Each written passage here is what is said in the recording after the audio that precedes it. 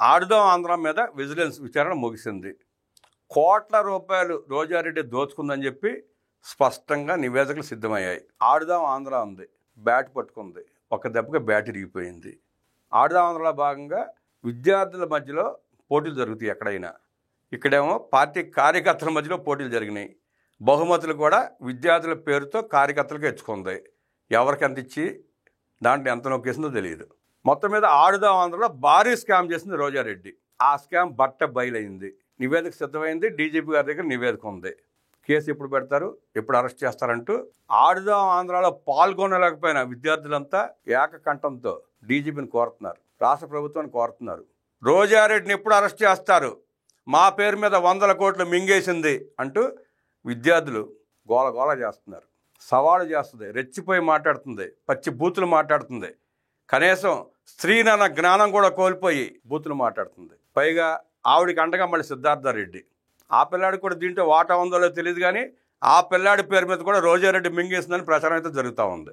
ఆడుదాం ఆంధ్ర అవినీతిపై విజిలెన్స్ విచారణ పూర్తయినట్లు అధికారులు తెలిపారు. ఆంధ్రప్రదేశ్ ప్రభుత్వానికి నివేదిక సమర్పించనున్నట్లు పేర్కొన్నారు. ఆడుదాం ఆంధ్రలో సుమారు 40 కోట్ల మేర నిధులు దుర్వినియోగం అయినట్టు విజిలెన్స్ విభాగం నిగ్గు తేల్చినట్టు సమాచారం. నివేదిక పరిశీలన అనంతరం కేసు నమోదు చేసే అవకాశం ఉన్నట్లు తెలుస్తోంది. గత వైసీపీ ప్రభుత్వ హయాంలో ఈ కార్యక్రమం కింద 47 రోజుల్లో 100 కోట్లు ఖర్చు చేసినట్లు అధికారులు గుర్తించారు. 2023 డిసెంబర్లో ఆడుదాం ఆంధ్ర క్రీడలను ప్రారంభించగా అప్పట్లో ఆ పథకానికి 125 కోట్ల నిధులను కేటాయించింది ప్రభుత్వం, అప్పటి ప్రభుత్వం. కాగా ఆడుదాం ఆంధ్రలో అవకతవకలు జరిగాయని విచారణ జరపాలని కూటమి ప్రభుత్వం ఏర్పడిన తర్వాత అసెంబ్లీలో పలువురు ఎమ్మెల్యేలు కోరడంతో ప్రభుత్వం విజిలెన్స్ అధికారులను విచారణకు ఆదేశించింది. విచారణ చేపట్టిన అధికారులు సంచలన విషయాలు బయటపెట్టారు. కొన్ని జిల్లాల్లో కలెక్టర్లు ఆడుదాం ఆంధ్ర కోసం అదనంగా నిధులు కేటాయించినట్లు విజిలెన్స్ విభాగం తేల్చింది. పబ్లిసిటీ కోసం ఆయా వస్తువులపై బ్రాండెడ్ స్టిక్కర్లు, క్రీడాకారులకు నాసిరకం కిట్ల సరఫరా చేసినట్లు దర్యాప్తులో వెల్లడైనట్టు తెలిపింది. అయితే విజేతలుగా కూడా వైసీపీ కార్యకర్తలను ఎంపిక చేసినట్లు అధికారులు గుర్తించారు. మాజీ సీఎం జగన్ రెడ్డి హయాంలో 47 రోజుల్లో 100 కోట్ల రూపాయలు ఖర్చు చేసినట్టు అధికారులు చెప్పుకొచ్చారు. కొత్త శాప్ చైర్మన్ ఛార్జ్ తీసుకునే లోపలే కొంతమంది అధికారులు వివరాలు డిలీట్ చేసినట్టు పేర్కొన్నారు. అప్పటి క్రీడా మంత్రి రోజా, ఆమె సోదరుడు పాత్రపైన ఆధారాలను విజిలెన్స్ విభాగం సంపాదించినట్టు తెలుస్తోంది. అలాగే అప్పటి శాప్ చైర్మన్ బైరెడ్డి సిద్ధార్థ రెడ్డి పైన ఆరోపణలు గుప్పమంటున్నాయి. నివేదికల పలు ఆధారాలను కూడా అధికారులు పొందుపరిచినట్టు సమాచారం. విజిలెన్స్ అధికారుల నివేదికను పరిశీలించి ప్రభుత్వం ఏసీబీ విచారణకు అప్పగించే అవకాశం ఉంది.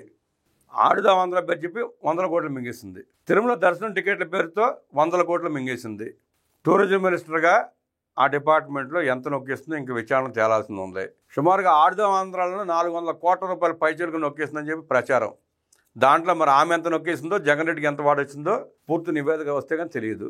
అది రోజారెడ్డి పరిస్థితి. సవాళ్ళు చేస్తుంది, పచ్చి బూతులు మాట్లాడుతుంది, చిన్న పెద్ద తారతమ్యం లేదు, మంచి చెడు అనే జ్ఞానం లేదు. ఎమ్మెల్యేలు గాలి నా కొడుకులు. ఈవిడికి మళ్ళీ దిగమింగేస్తే తినేస్తే మంచివాళ్ళు. ఎమ్మెల్యేలు నీతిగా నిజాయితీగా వ్యవహరిస్తే ప్రవర్తిస్తే గాలి నా కొడుకులు. ఇప్పుడు ఎవరు గాలి తీయబోతుందో విజిలెన్స్ త్వరలో బయటపడుతుంది. రోజారెడ్డి గారు రెడీగా ఉండండి, నెక్స్ట్ ఛాన్స్ మీకే. జగన్ రెడ్డిని ముందు పంపిస్తారా, మీరు ముందు వెళ్తారా? టాస్ వేసుకోండి, ఛాయిస్ మీదే.